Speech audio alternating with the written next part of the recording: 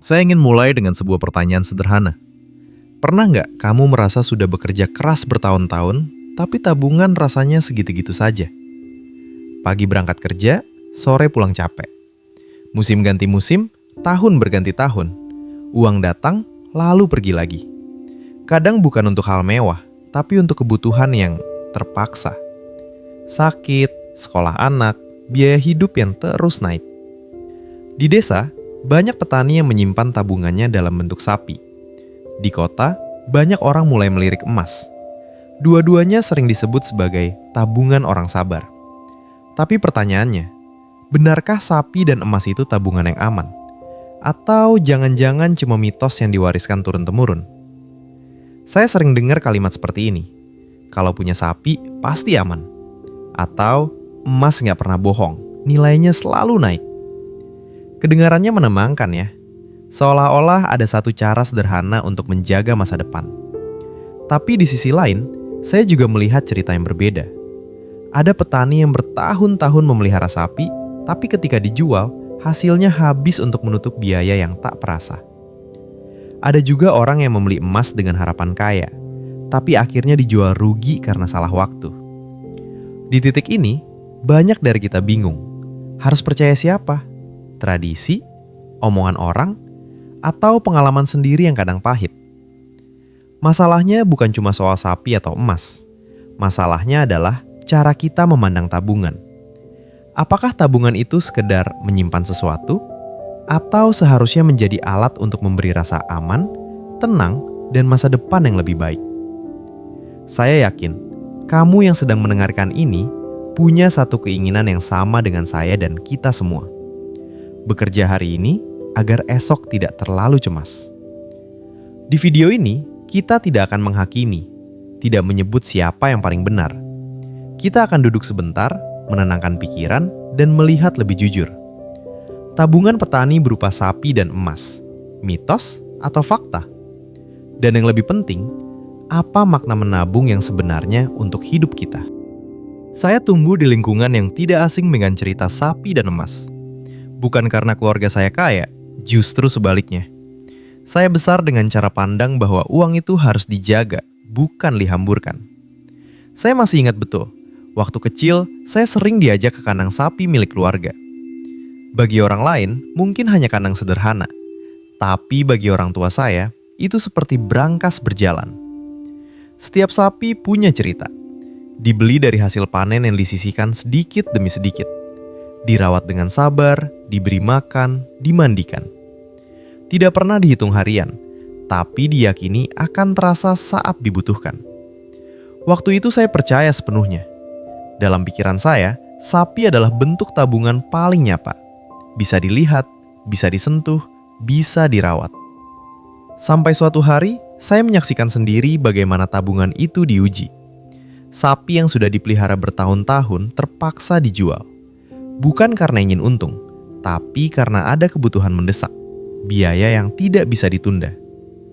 Saat uangnya dihitung, saya melihat wajah orang tua saya. Tidak sedih, tapi juga tidak bahagia.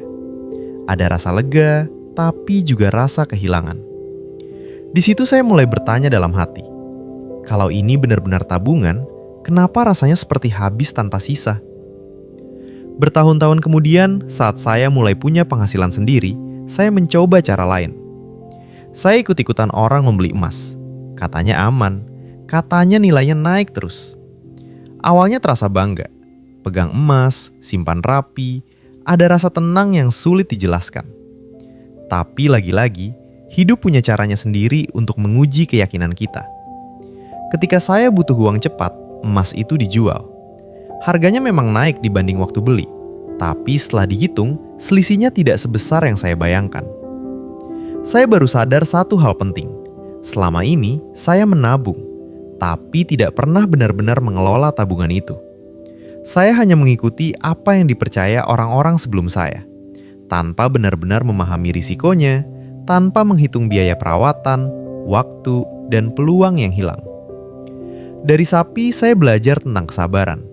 Dari emas, saya belajar tentang rasa aman semu. Dan dari dua pengalaman itu, saya sadar. Masalahnya bukan di sapi atau emasnya.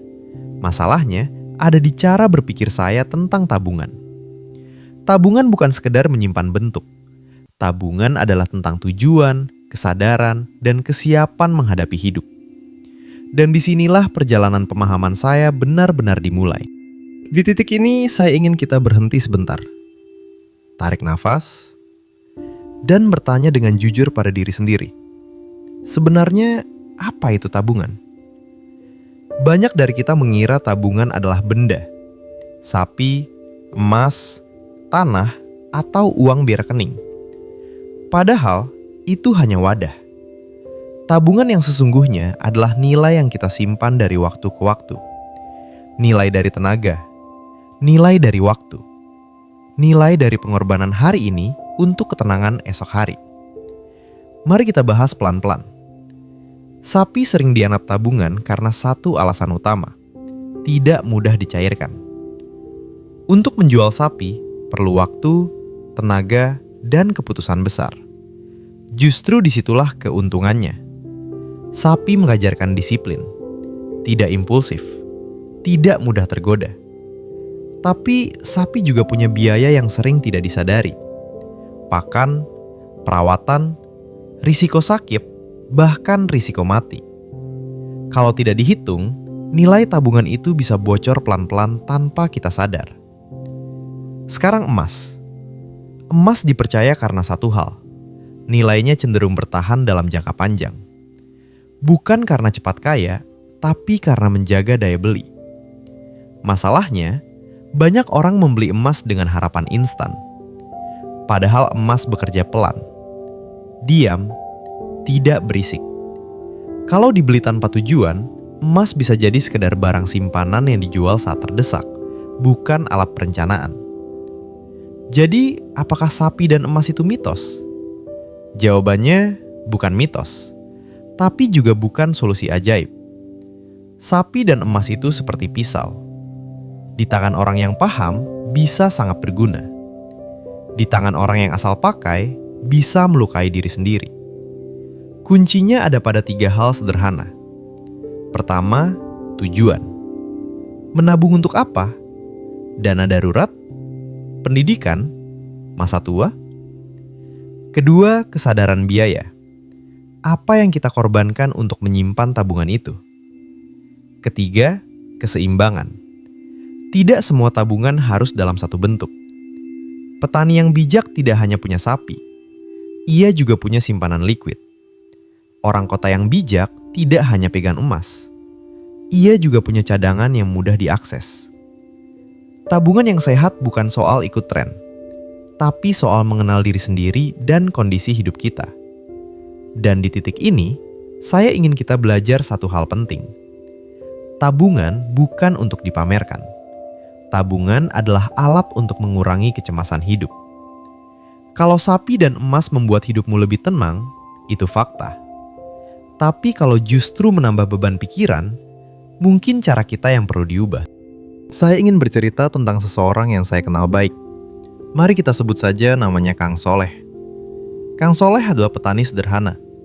Tidak banyak bicara soal keuangan, tapi hidupnya penuh perhitungan. Bukan perhitungan rumit, melainkan perhitungan hidup.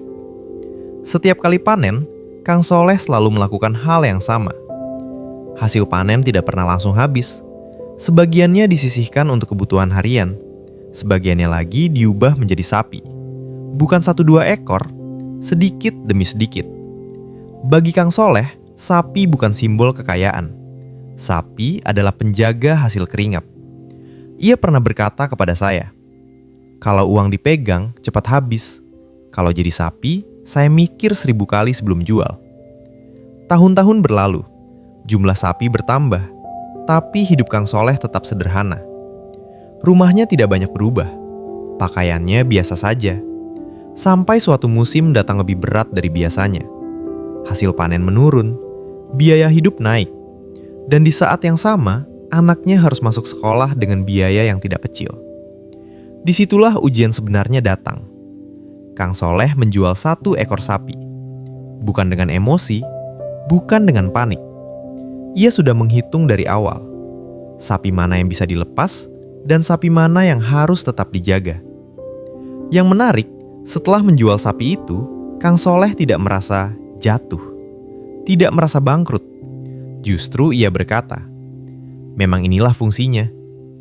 Beberapa tahun kemudian, saya bertemu Kang Soleh lagi. Kali ini ceritanya berbeda. Ia mulai menyimpan sebagian hasil panennya dalam bentuk emas kecil-kecilan. Bukan menggantikan sapi, tapi melengkapi.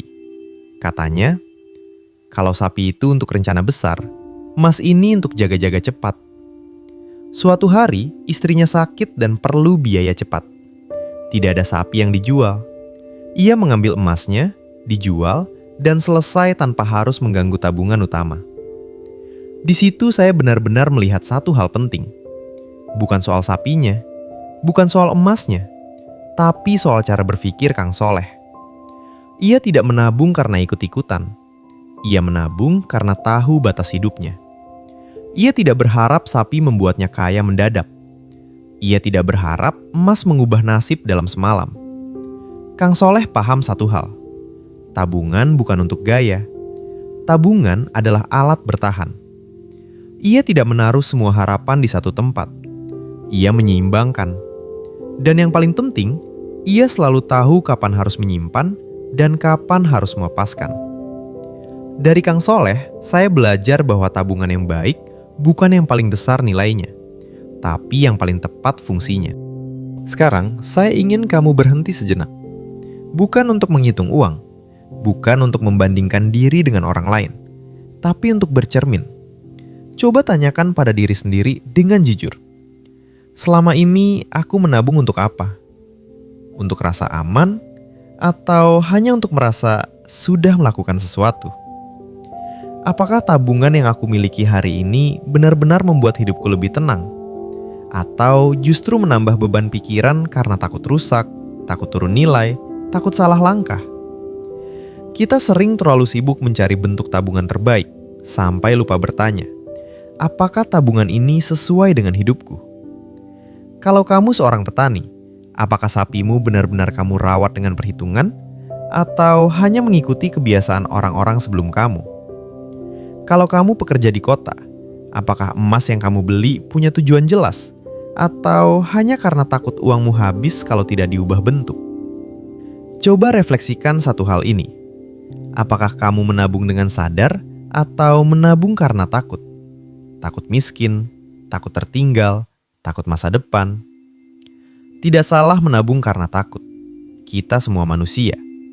Tapi tabungan yang sehat lahir dari kesadaran, bukan kepanikan. Kesadaran tentang kemampuan kita. Kesadaran tentang kebutuhan kita. Kesadaran tentang batas hidup kita. Coba tanyakan lagi pada diri sendiri. Jika hari ini ada kebutuhan mendesak, apakah tabunganku bisa benar-benar menolong atau justru menyulitkan karena sulit dicairkan?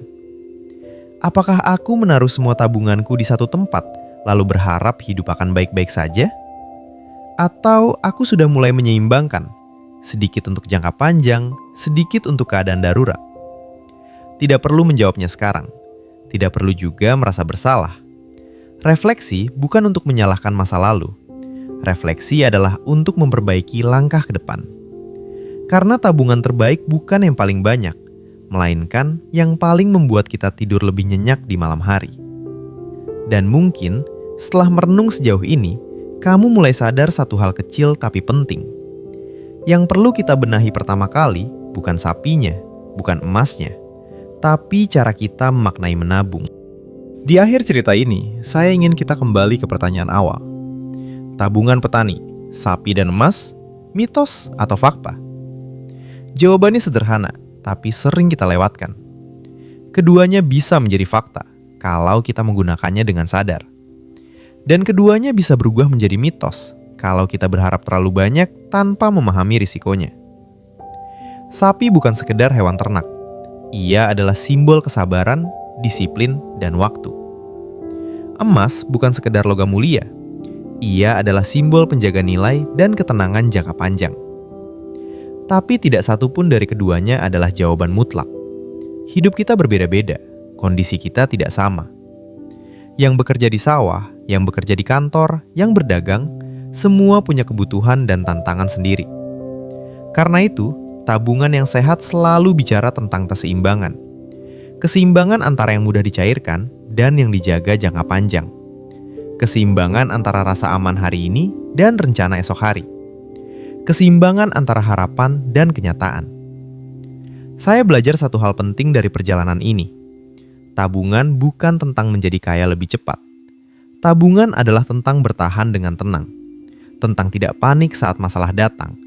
Tentang tidak mengorbankan masa depan hanya untuk bertahan hari ini. Kalau kamu memilih sapi, rawatlah dengan perhitungan. Kalau kamu memilih emas, belilah dengan tujuan. Dan kalau kamu memilih keduanya, pastikan kamu tahu perannya masing-masing. Tidak ada tabungan yang sempurna. Yang ada adalah tabungan yang paling sesuai dengan hidupmu. Semoga setelah mendengarkan cerita ini, kamu tidak lagi menabung karena ikut-ikutan. Tidak lagi menyimpan karena takut. Tapi mulai menabung dengan tenang, sadar, dan penuh makna.